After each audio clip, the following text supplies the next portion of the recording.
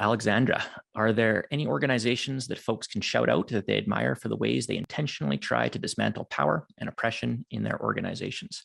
I'd love to use the chat for that if people do want to do that shout out, and I will put that question to the panel. Are there some examples out there that you're working with or that you're aware of that are doing this work of dismantling and rebuilding and distributing power? I'll just quickly jump in with with a couple resources. So there's a very interesting burgeoning cooperative movement that's popping up all over the United States. I think the Bay Area is the most progressive. There's an organization called Project Equity that's actually helping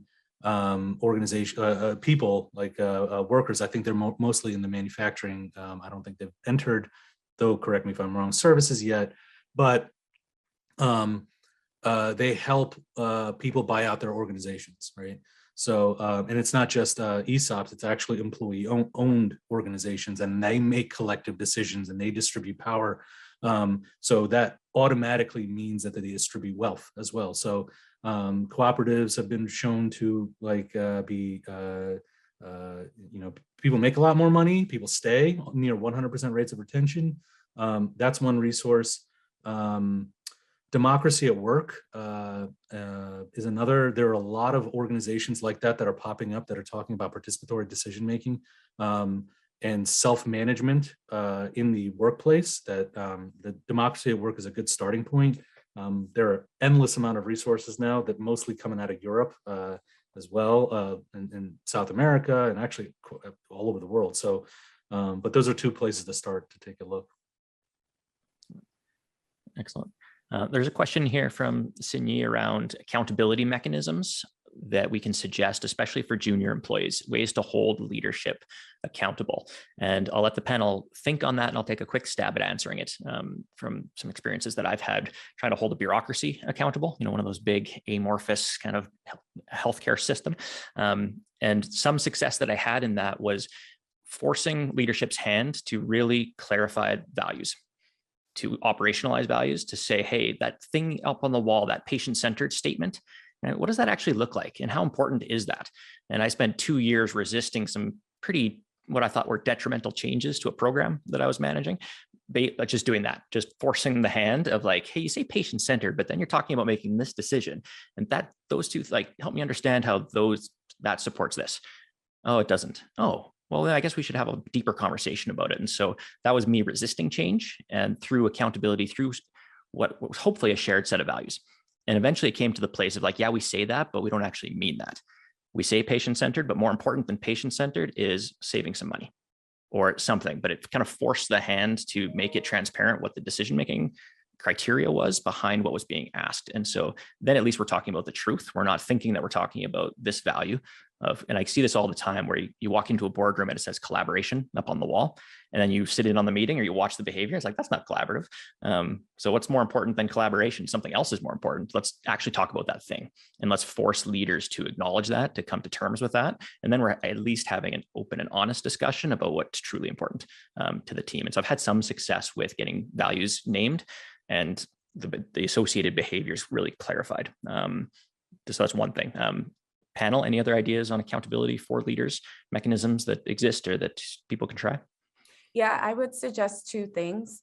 The first thing is having the organization or suggesting that they implement something like a 360-degree feedback system.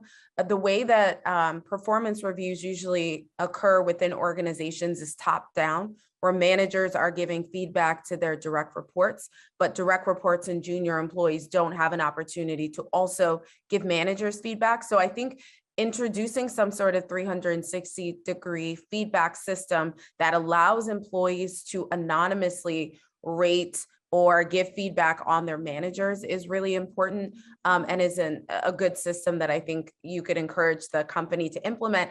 And not being able to advance within an organization without receiving that feedback is really important. I don't see this happening a lot within organizations. But I also think when people are coming into the company, HR plays such a vital role in assessing people's commitment to equity. And there should be questions in the employment interview that assess a person's interest or commitment to equity. I don't see these questions a lot. Sometimes companies let people into the organization and they have no interest in, promoting equity or fostering an inclusive workforce. So I think assessing those things from the beginning is really important. And I'll add one couple more things. Like, so I think one, if you're new to the organization, definitely make the calculus to protect your own mental health and your own survival in the organization. That's primary for you, right? Especially if you're from a historically excluded community. Your own level of comfort is important. Second thing, I think a great way to think about it is bridging the proximity to power gap. So like if you're involved in a kind of mentoring program, make the mentoring program work both ways. So like the people being mentored have access to power, and they're the ones keeping the accountability, like keeping the changes top of mind. And two, another way of doing that is if you do establish an employee resource group, a good thing to do is establish a executive sponsor. So somebody who's the champion in the executive team or C-suite who is championing your specific employee resource or group of ERGs. So bridge that proximity to power gap as best as you can, with the caveat that your survival in the organization is the most important thing. One tiny addition I have, because I'm typically in the context where people are already, we had set up a little differently, where you might have one group that is kind of working in the context of power. And my advice on that particular situation is to totally have your act together and to be realistic about what you can and cannot do, because the groups that typically come to me get completely caught up in, we want to change this, we want to change that, but we don't actually have the power to do so. They end up using all their energy on things that they can't affect. So it's like, no, first we're going to carve out what you have power over, and then we're going to make sure you have your act together on acting on that, right? But not kind of fight all the battles at once, I guess. But that I know it just affects a very particular subset of situations. I just wanted to add that. Ivory had asked, with the goal of DEI being a long journey to achieve, how do you effectively strategize what issues to tackle so that you're constantly progressing on the journey?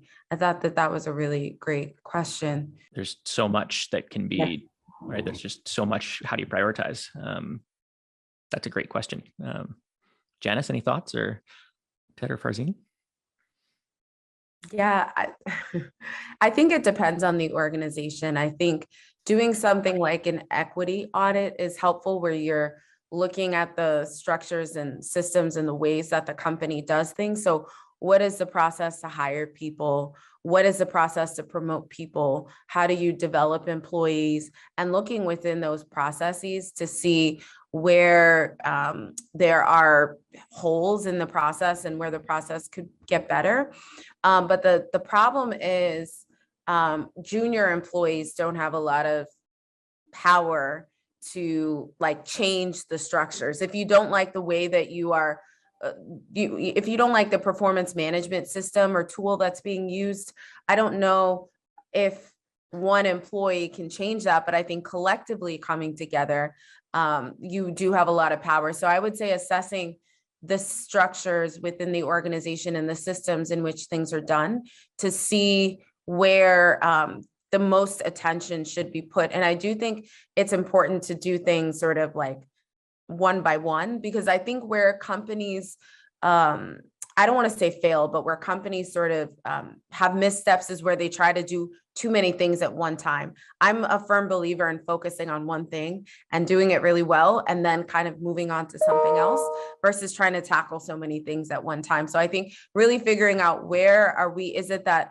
we're letting toxic people into the organization? So how do we make sure that we're stopping them at the door? How do we make sure that we're holding them accountable? And what is the best way to do that? So I would say determining what the most pressing systemic issue is, and then figuring out what sort of interventions you can create to address that. So it might be the culture is toxic. It could be leadership. And how do you hold them accountable is an important question. Do you have anonymous systems where people can give feedback? Because I don't see that a lot, where people have completely anonymous channels to share their experiences. So that was kind of long-winded, but hopefully it was helpful, Ivory. Yeah, no, I think you're on point with that. And it's interesting. That's a lot of the initial workplace consulting work that we do here at the ALICO, is to create those anonymous pathways to get the true experience so that we can consolidate it and help organizations prioritize, figure out which problems to prioritize. And they're coming from the employees, not the leader, right? Because the leader's viewpoint into what the problems are always inevitably different than what the actual experience is of everybody else in the organization. And so I like that, maybe taking a step back and assessing, doing a little bit of assessing, because sometimes we charge off on what feels like the most important thing, and we're chasing oftentimes symptoms of problems that we could put our attention to something a bit deeper and more foundational. So that's a great advice. Yeah. There's more questions rolling in. So go for it, Farzin. Yeah. I want to compound both of what you said. I see that exactly the same thing when we do our DEI surveys. The thing I want to add is that people are experts in their own relationship with the society, right? They know what they're experiencing. We don't have to gaslight them to say you're not doing this, right?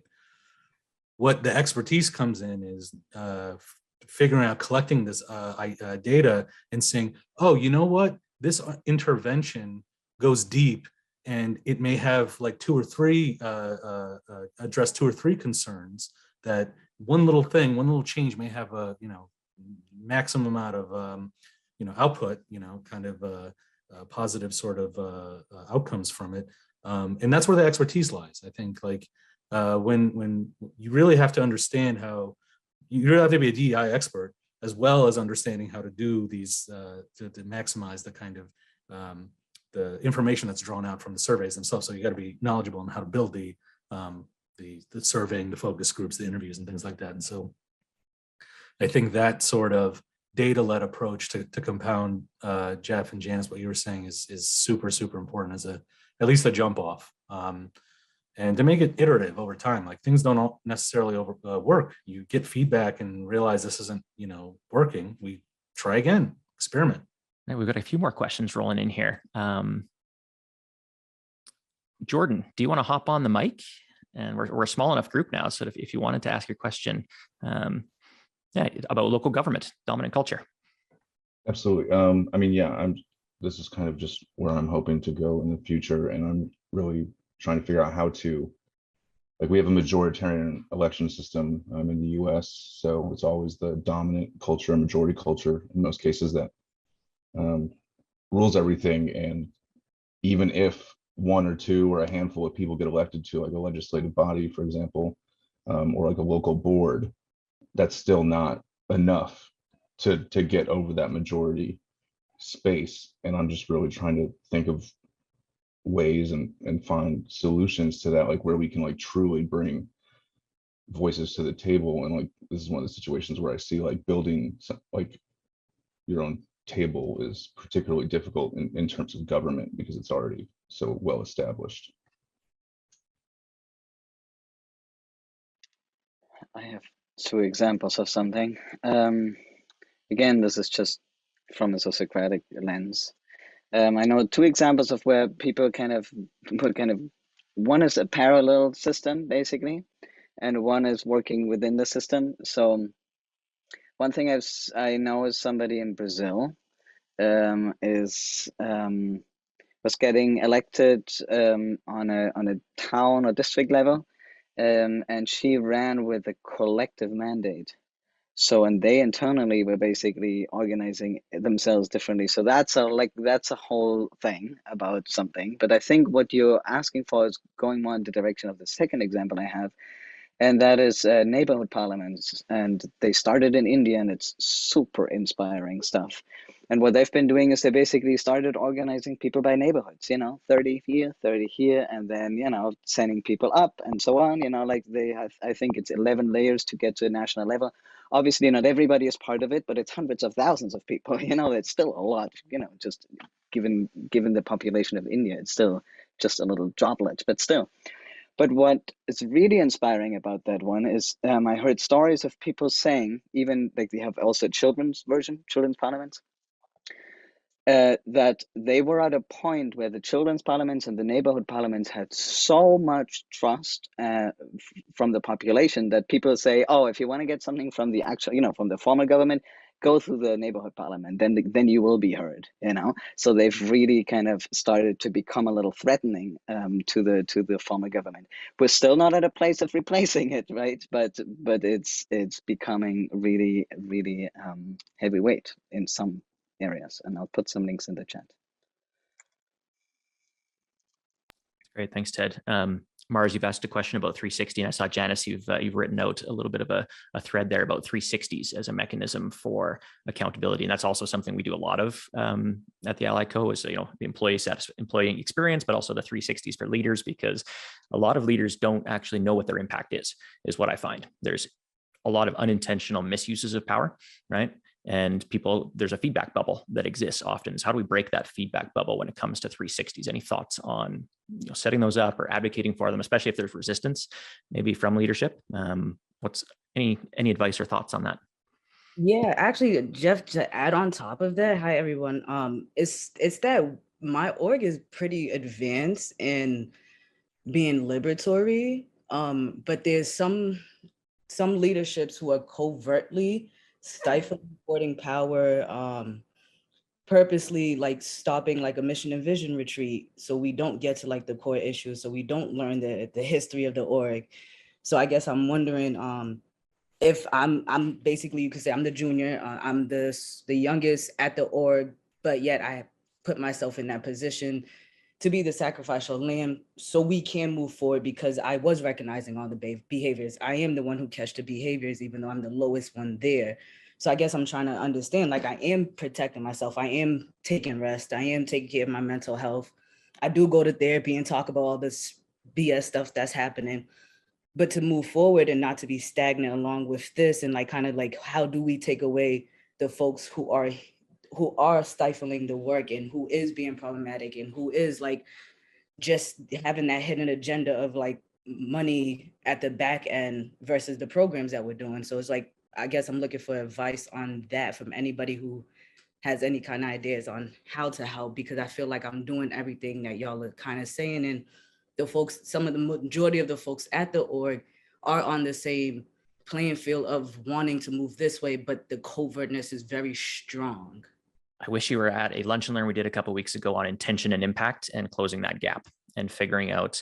So I'll send you some stuff. I've probably got your email, and I'll follow up properly with some thoughts on that, because helping leadership, individual leaders, recognize the misalignment that they have between the organization or their employees or those people. Like, it sounds like there's a misalignment problem and you're not able to get back into alignment because you don't have the power to force that conversation, right? And so it's figuring out who might have the power to force that conversation if it's not you. And if there is a collective of people who have a desire, like, how are you organizing yourselves internally to force that conversation? And the beauty of getting an external person, a Farzine to come in, or a Janice or a Ted or a Jeff to come in, is that we're often given that mandate to align an organization. And so, off the top of my head, one question that I might ask, if there's resistance to a vision and mission retreat, you're advocating for it and you're getting it turned down or saying, no, not right now. It's like, well, help me understand how we're going to move forward as a company without having a shared vision. And those types of questions, how is this actually helpful? How is this moving us forward? How is this aligning us with our mission and our values? Forcing leaders to interrogate that. And it's like, actually, you're right. We need a shared vision and mission. Okay, well, starting from there, it doesn't have to be a retreat. We don't have to spend 3 days offsite with a facilitator to do that work. We can do that work in a different way. And so it's prioritizing the work, because oftentimes leaders will stop the mechanism and they'll get in the way. They'll throw stuff in the gears of the actual, like, we don't have the budget to go offsite. We don't have the budget to do X, Y, or Z. It's like, okay, there's 1,000 ways to build a vision, right? And to do that work. So that kind of holding leaders accountable and highlighting their misalignment or their lack of willingness to engage in alignment would be where I would start. And if you don't have that power, maybe it's a group of you that has that power. Maybe it's somebody else in the organization that you can leverage for that. I mean, it's tricky territory for sure. But off the top of my head, it sounds like how do we get people into alignment?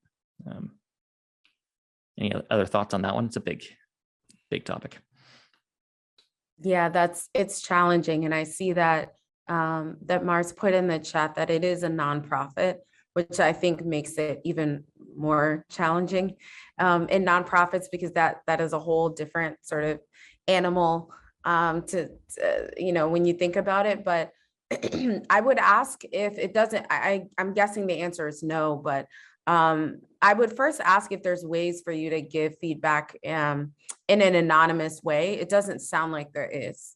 I'm making an assumption, but I would say some of the organizations I've worked with, I've seen how helpful that can be, those anonymous channels where employees are able to write things in and give feedback, and then someone in HR or someone within the org gets that feedback, and so they're able to address it. But it seems like there may not be that system in place, and if you do write something, there may be, given what you've shared about your positioning in the company, there may be a way to trace it back to you if you give that feedback. So I think it's that situation is really difficult, but I do think having someone external come in can oftentimes shake things up a little bit, because when we come into organizations, we don't know about the politics and the dynamics and all of those things. So sometimes we come in for a very specific purpose to like realign the folks. Like, I love the word that Jeff used as far as alignment.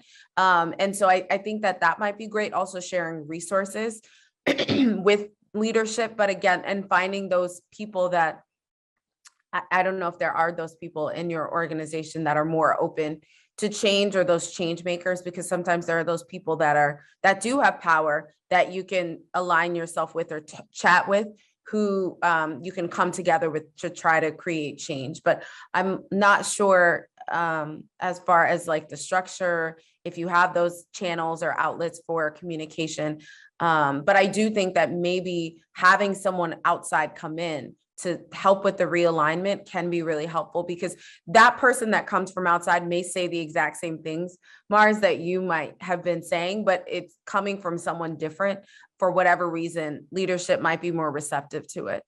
I hope that was somewhat helpful, maybe not as much, but please keep us posted if Mars, if you could connect with us on LinkedIn, and please keep us posted, because I would love to get an update on it, because I know it's hard, especially at nonprofits. Yep. No, for sure. Thank you. It was very helpful, and I will definitely stay connected. Yes. Thank you for coming. Yeah, for sure. Excellent. Well, I've now used 20 minutes of everyone's time letting this thing run. And I actually, today's a huge day for us. We've got a big webinar coming up in about an hour. So Cedar. So thank you for throwing that in. Power is relational, even though we often don't think of it that way, or we might see it as something else, but it's always relational. It always exists in relationship with an organization, a person, a system. It's part of that felt experience. So I would definitely recommend checking out Cedar's work, rightuseofpower.org. I don't know when the next training is. I know there was one recently, but it's coming up probably in the next few months. Cedar can maybe throw a link in there to that, because that's honestly, there's been a few things that have been helpful in my journey through the nonprofit sector into the kind of the world of consulting. And it's been the Right Use of Power framework. It's been nonviolent communication, the work of Marshall Rosenberg. And those two probably actually stand out for me. And I'm interested in learning much more about sociocracy, because I've been around the edges of that. And so Ted and I are going to have a good conversation about the connections here between the right use of power and sociocracy, because I think there's a lot to be discovered and to be looked at there as complementary systems of how we organize ourselves, how we make decisions, how we relate to each other and to the work. So again, thank you all for coming out, and I'm going to have to call it, and we'll maybe line up around 2 if there's enough interest. So thank you all for coming, and thanks panel. Have a great Thursday. Bye, everyone.